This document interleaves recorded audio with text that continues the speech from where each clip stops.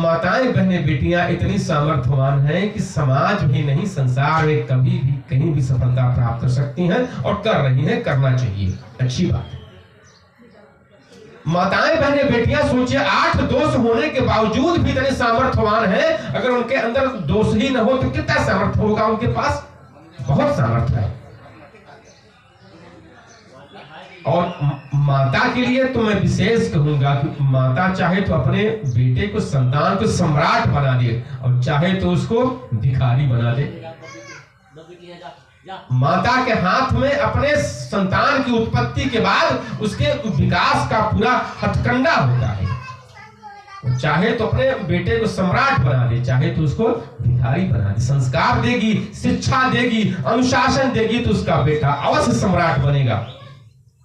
और अगर संस्कार नहीं देगी, शिक्षा नहीं देगी, अनुशासन नहीं देगी तो समाज के लोग, दुनिया के लोग उसको अपने मुट्ठी में कैद कर लेंगे। फिर बेचारा वो बच्चा माता का कुछ नहीं, जब उसको मिला तो बेचारा भ्रमित हो जाएगा, दुखी हो जाएगा, जो करना चाहिए वो नहीं करेगा, उल्टा पुल्टा काम करेगा।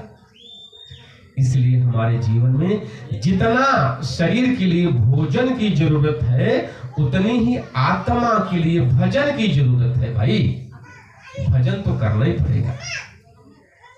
तो भजन कीजिए, बाध्यता से भजन मत कीजिए, शौक से भजन कीजिए, प्रसन्नता से भजन कीजिए। कैसे?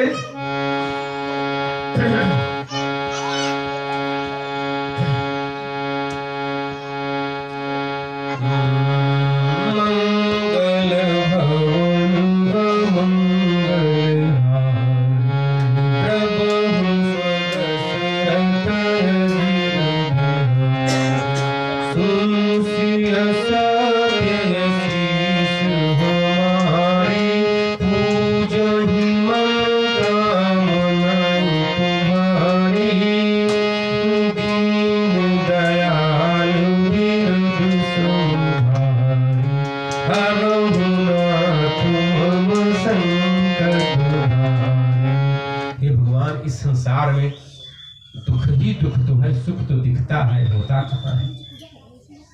हर प्राणी सुख के लिए भाग रहा है। भाई हमें सुख चाहिए, सुख चाहिए, सुख चाहिए। सुख के लिए नाना प्रकार के हथकंडे अपना रहा है। ये कर लो, वो कर लो, वैसे कर लो, वैसे रह लो, लेकिन सुख नहीं प्राप्त कर पाता है। सुख प्राप्त करना है तो सत्संग में ही सुख मिलता है। गोस्वामी जी लिखते हैं सुंदरकांड में, तात स्वर्ग अपवर्ग सुख धरि तुरायक यंग। तात स्वर्ग अपवर्ग सुख धरि तुरायक